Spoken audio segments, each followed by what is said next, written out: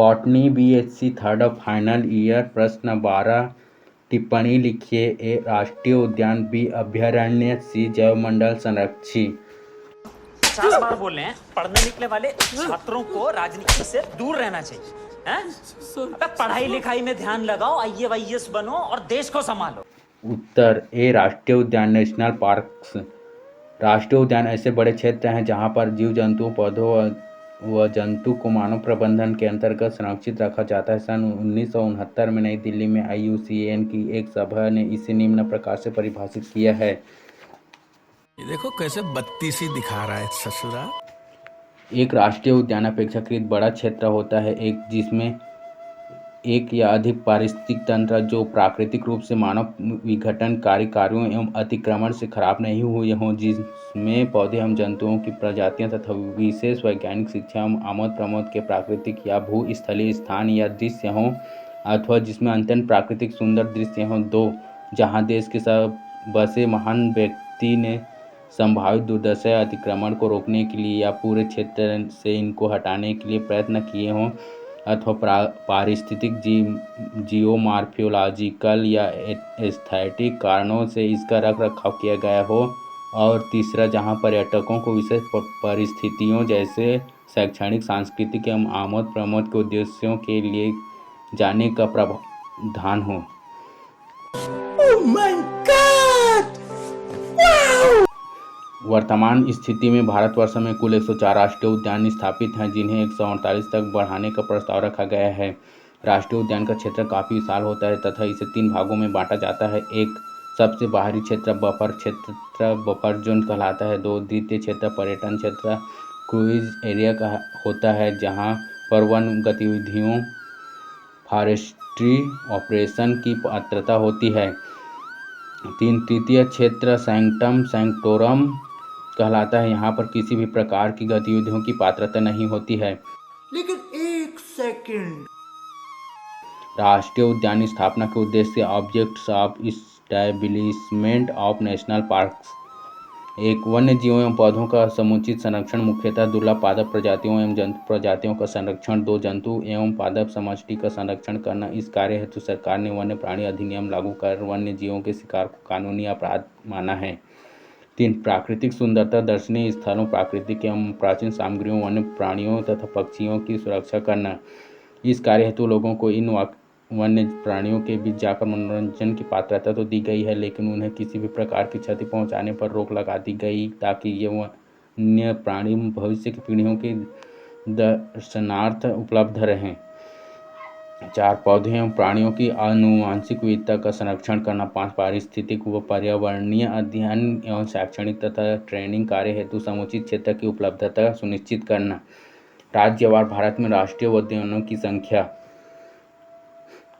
क्रमांक: राज्य राष्ट्रीय पार्क की संख्या: आंध्र प्रदेश 3, अंडमान निकोबार 9, अरुणाचल प्रदेश 2, असम 5, बिहार 1, झारखंड 1, गोवा, दमन और दीव 1, गुजरात 4, हरियाणा 2, जम्मू कश्मीर 4, हिमाचल प्रदेश 5, कर्नाटक 5, केरल 6, मध्य प्रदेश 10, छत्तीसगढ़ 3, महाराष्ट्र 6, मणिपुर 1, मेघालय 2, मिजोरम 2, नागालैंड 1, उड़ीसा 2, पंजाब 0, राजस्थान 5, सिक्किम 1, तमिलनाडु 5, उत्तर प्रदेश 1, उत्तराखंड 6, पश्चिम बंगाल 6, चंडीगढ़ 0, त्रिपुरा 2, दिल्ली 0, तेलंगाना 3।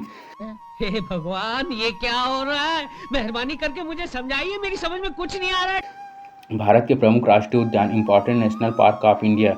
यद्यपि भारत में अनेक राष्ट्रीय उद्यान स्थापित किए गए हैं, परंतु अभी इनकी स्थापना की गति धीमी है। कुछ प्रमुख भारतीय राष्ट्रीय उद्यान निम्नलिखित हैं। 1, राजाजी पार्क। यह उत्तर प्रदेश अब उत्तरांचल के पाटलिपुत्र के पास स्थित है। इसका पुराना नाम हेली पार्क तथा इसका क्षेत्रफल 99.97 वर्ग मील है। इस पार्क में किसी भी प्रकार के वन्य जीव तथा उनके बच्चों को मारना अपराध माना गया है। 2, चामराजनगर राष्ट्रीय पार्क।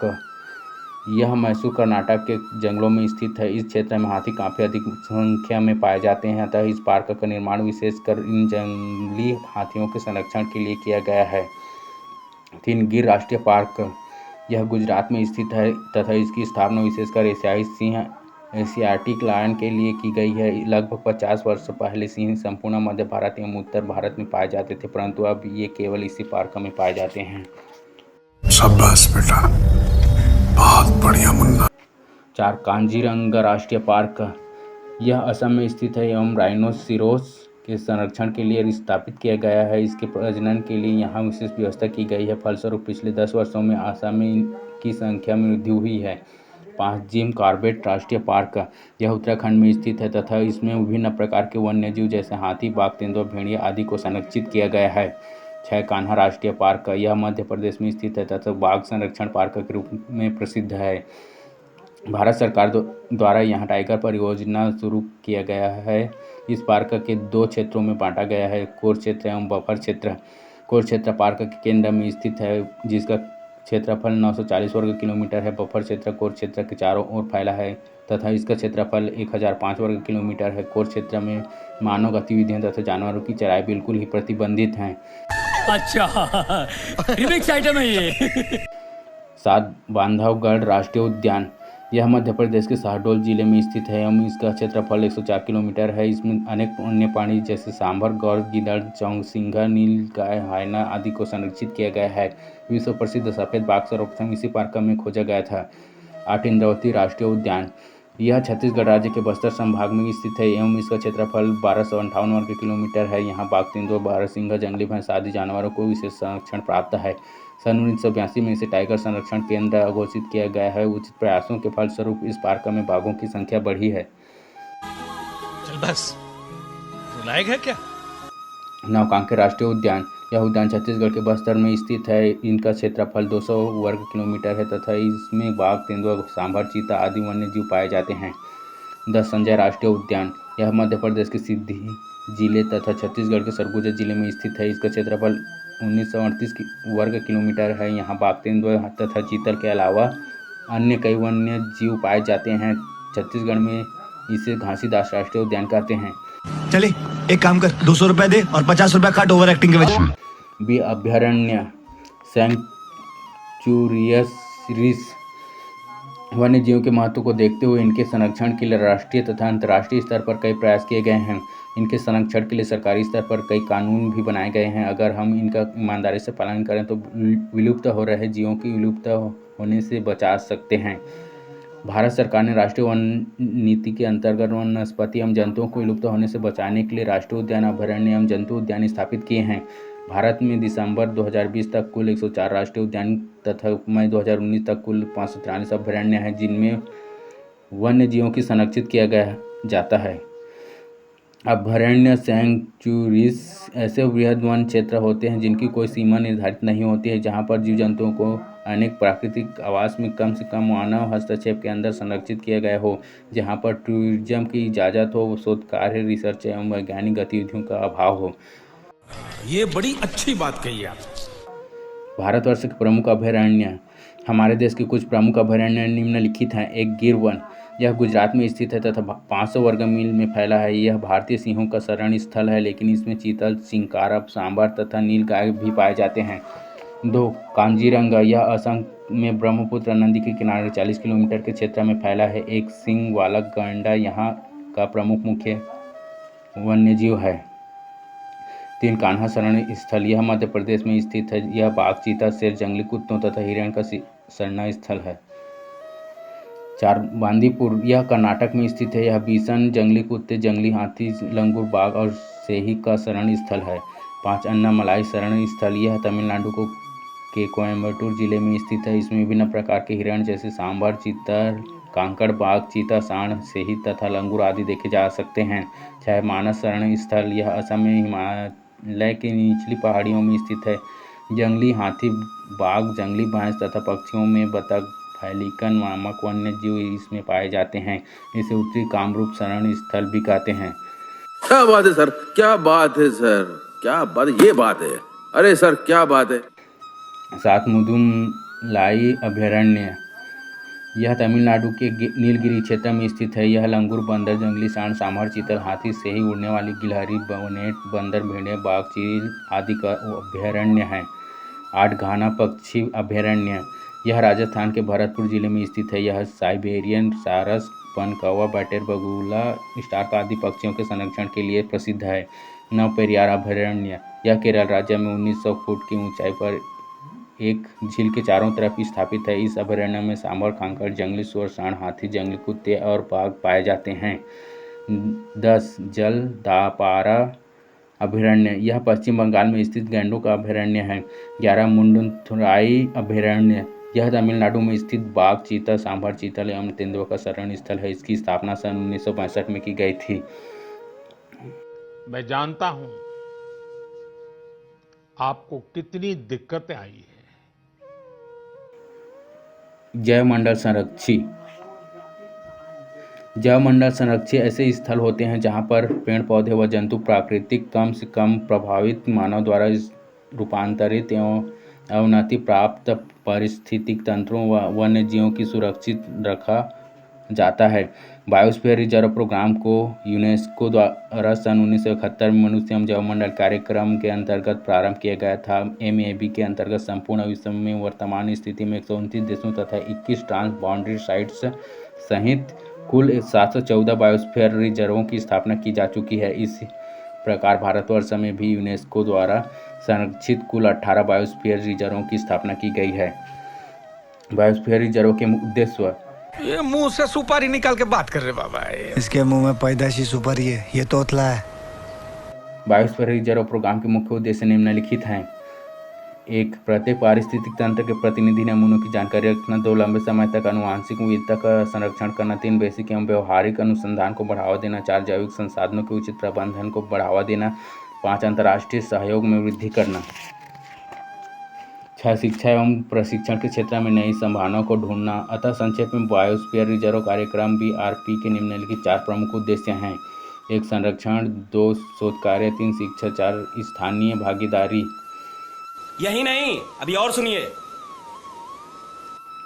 जैवमंडल संरक्षण के क्षेत्र, बायोस्फीयर रिजर्व को 3 क्षेत्रों में विभाजित किया गया है जो कि तीनों उद्देश्यों को पूर्ण करती है।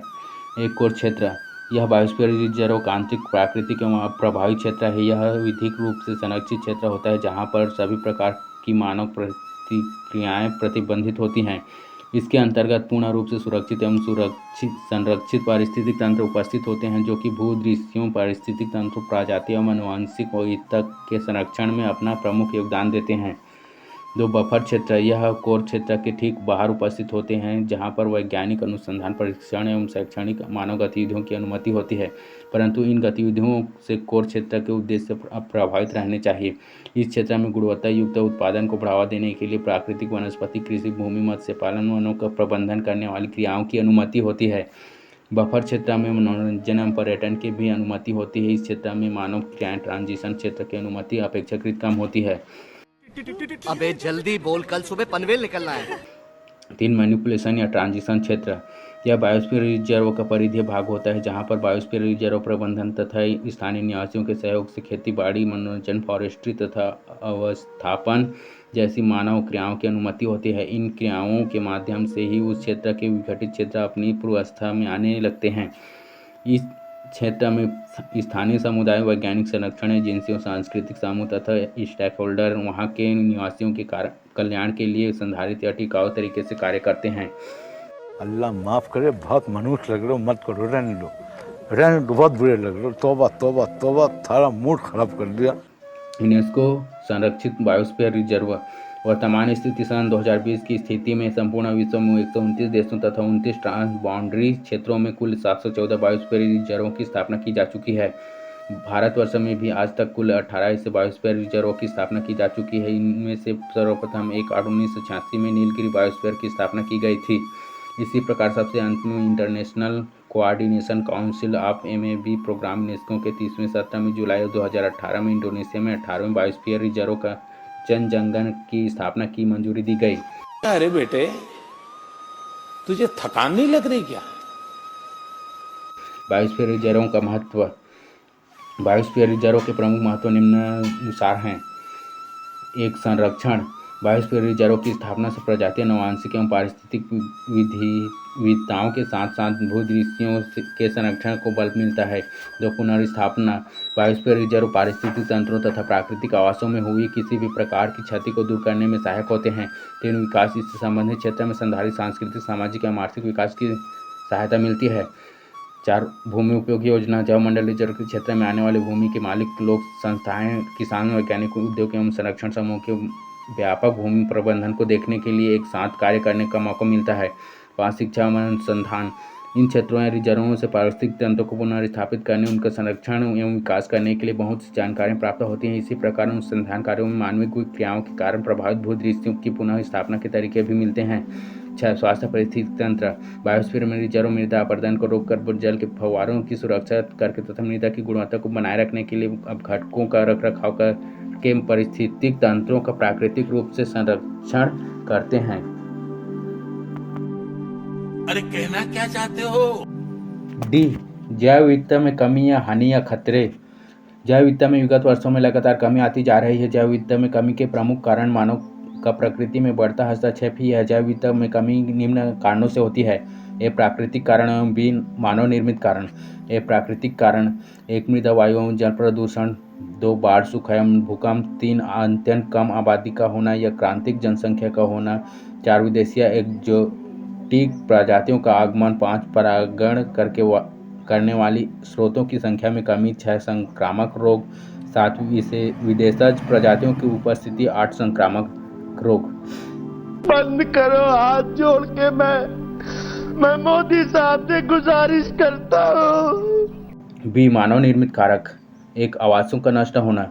मनुष्य अपने स्वार्थ की पूर्ति जैसे आवास एवं घास के मैदान बनाने, कृषि, खनन, उद्योगों की स्थापना, राजमार्गों एवं सड़कों के निर्माण, विस्तार, बांध आदि बनाने के लिए वनों या पेड़ पौधों एवं जंतुओं के प्राकृतिक आवासों को नष्ट कर रहा है, जिसके कारण वहां पर उपस्थित जीव जंतु दूसरे स्थानों पर चले जाते हैं अथवा वे शिकारी का शिकार हो जाते हैं अथवा उनके लिए भोजन की कमी हो जाती है तथा वे रोगों का शिकार हो जाते हैं, जिसके कारण उस स्थान की जैव विविधता समाप्त हो जाती है।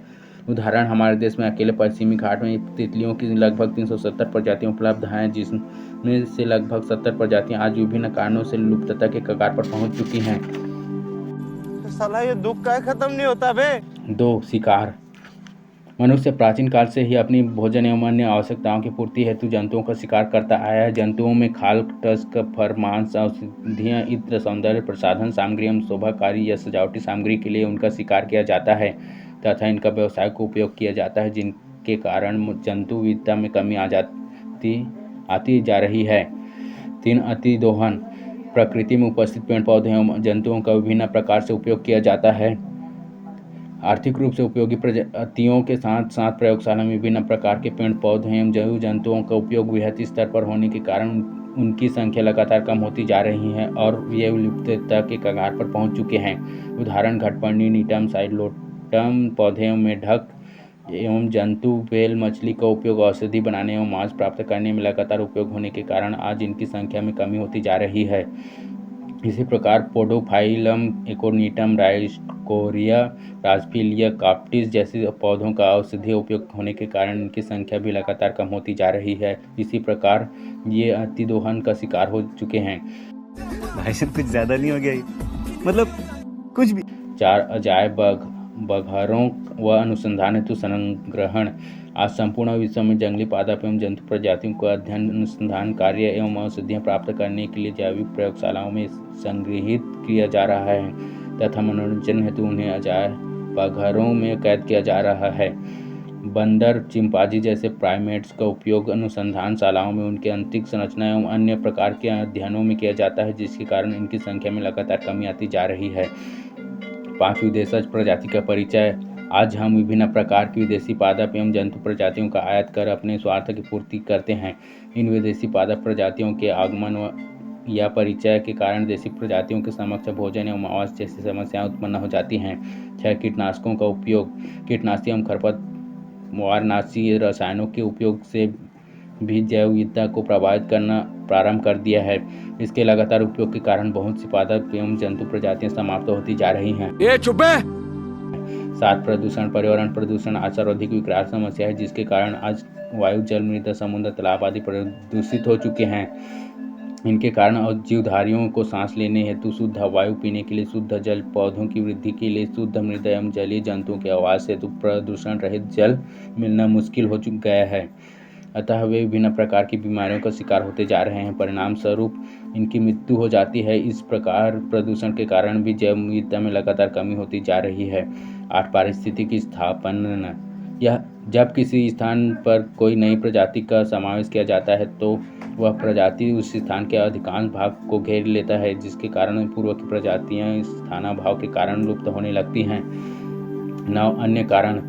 1 जीवों की प्रजनन क्षमता में कमी होना। 2 खाद्य श्रृंखला में जीवधारी की स्थिति। 3 वितरण सीमा। 4 विनष्टीकरण की सीमा। 5 सामाजिक एवं आर्थिक कारण। 6 अशिक्षा।